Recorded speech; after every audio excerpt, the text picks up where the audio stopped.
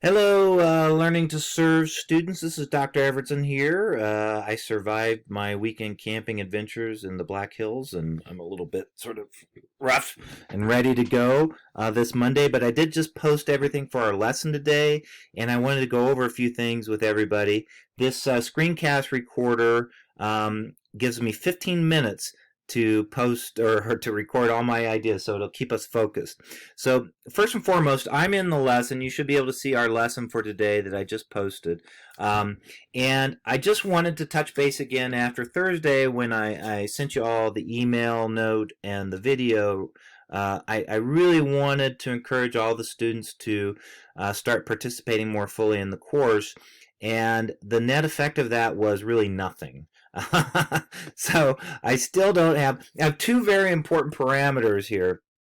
One was the quiz that was due for today that should have been completed by 10 a.m. today. Nobody responded to the quiz yet. And the quiz was over chapter 2 in this textbook. A very important chapter that talks about your safety and your rights as a student, and how to work with community organizations.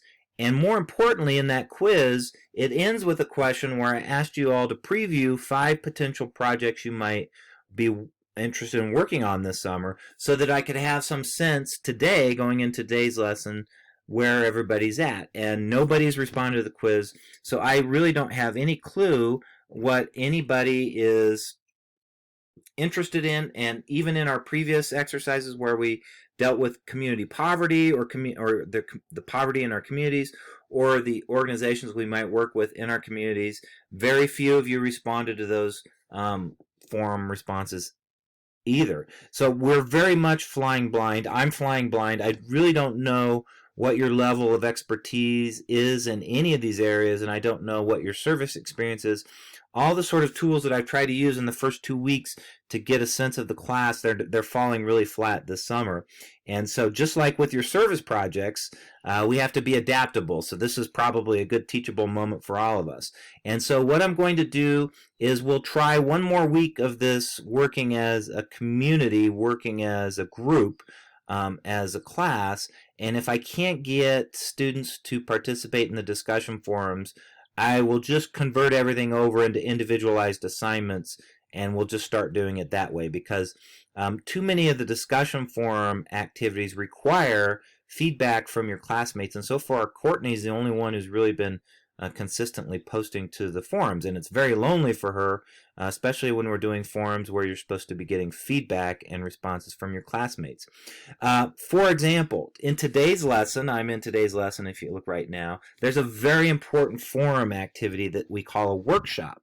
And in this forum, you're being asked to sort of post potential project ideas. Now, in the quiz, I asked you to sort of preview 5, and so you should have been working on this last week, and now you should really kind of have an idea of what you might want to actually do.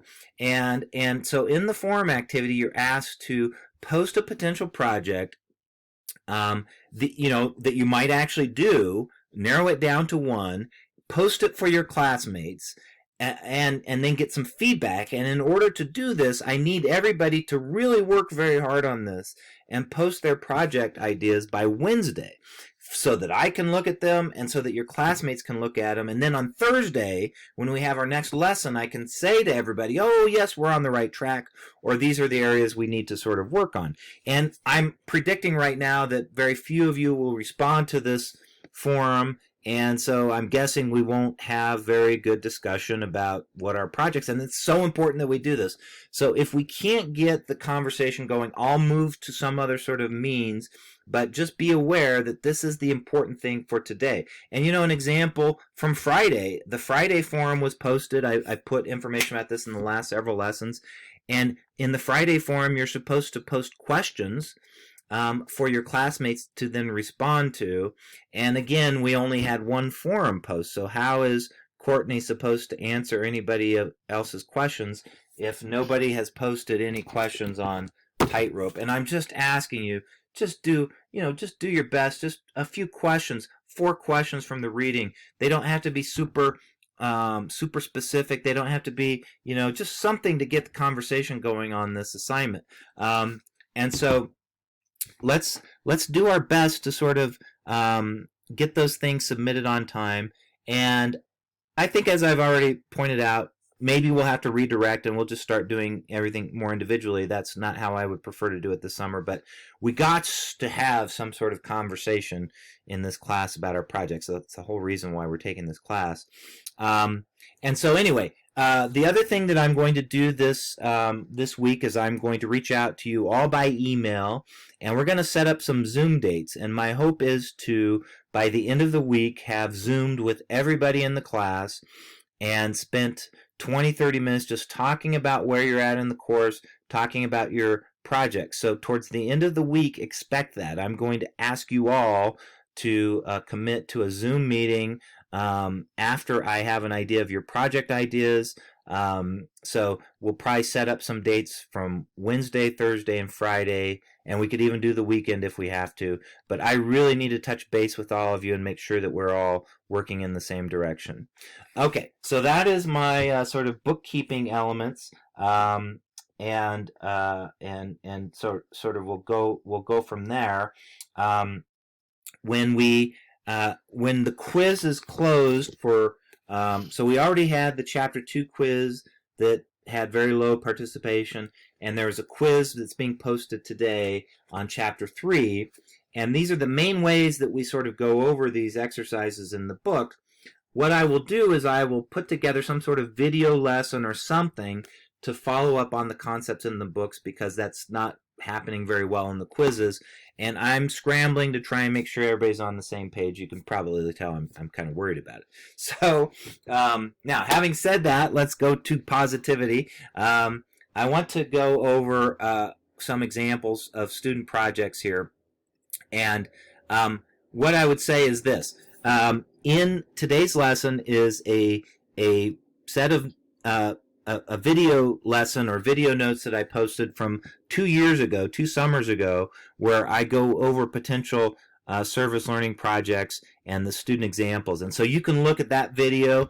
It's fairly short. I think it's the same thing as this screencast. Is 15 minutes is the max on that. Since I posted that video, a couple of things have happened. So I would just say this, and I posted this in the forum as well. So if I go to Unit 2, if you're following on the screencast, in the Unit 2 area on your screen, you should see a tab for resources. For this part of the unit is building your service project, right? And so we click on resources, your proposal, and your action plan, right? So we have the project proposal guidelines that we went over last week. A lot to digest there, I know. And when I touch base with you all on Zoom, I'll try and make sure that everybody's aware of what we should be doing with these projects. But this is basically the handout so that you have a sense of what you need to do to get the grade you need to get on this assignment. There's a grading rubric and everything. So we've been over this. There's videos posted.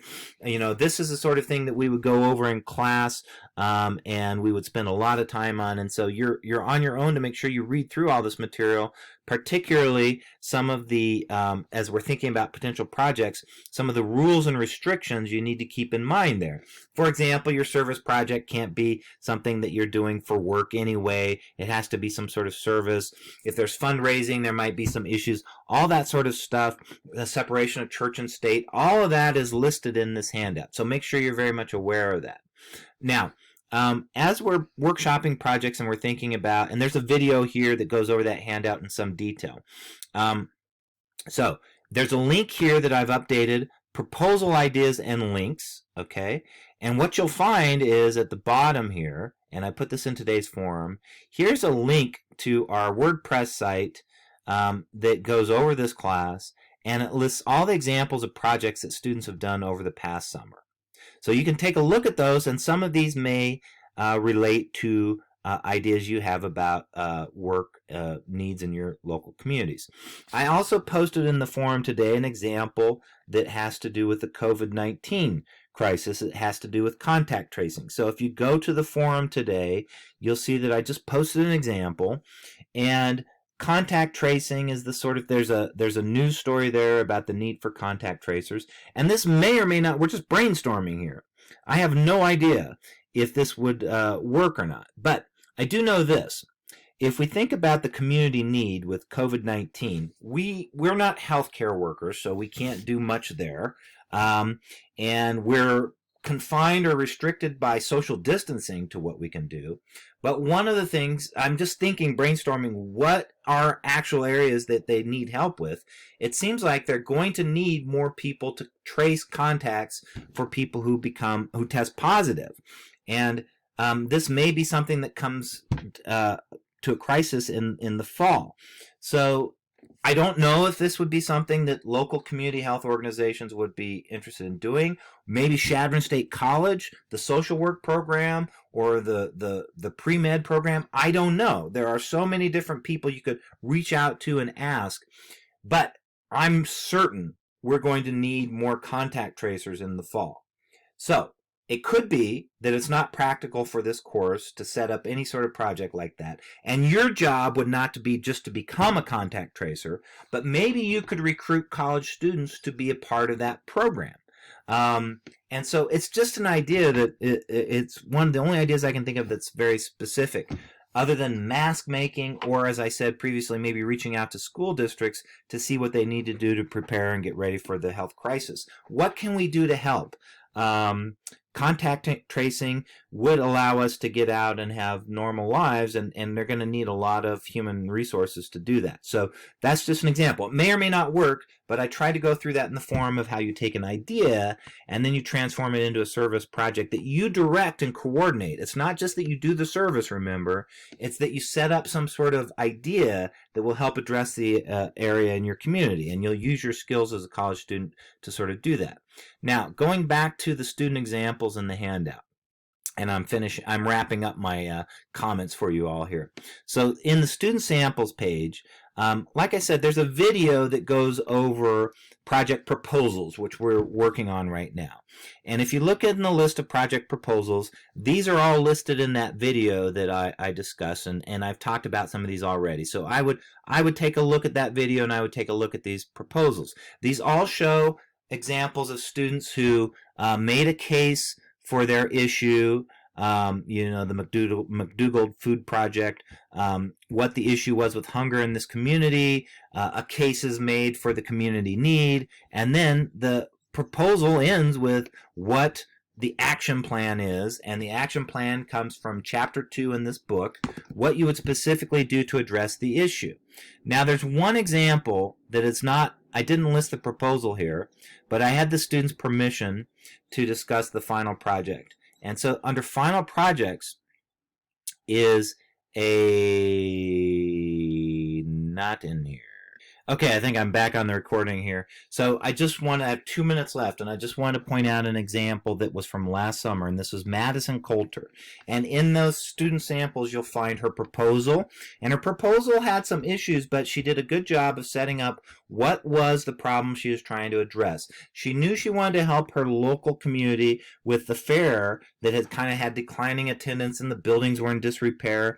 And she tied it with the idea that young people aren't doing enough to do service and volunteerism in the community. And so that became the overall problem that her proposal addressed, and then how she was specifically going to, and she uses sources here in her proposal to make her case for it, and how students could be doing more volunteer work, young people could do more volunteer work. And here you see her action plan for what she was planning to do, and she outlined the days she would go to the fair and do these various activities. And I'm sure I encouraged Madison. I said, what can we do? Can you get other students to volunteer?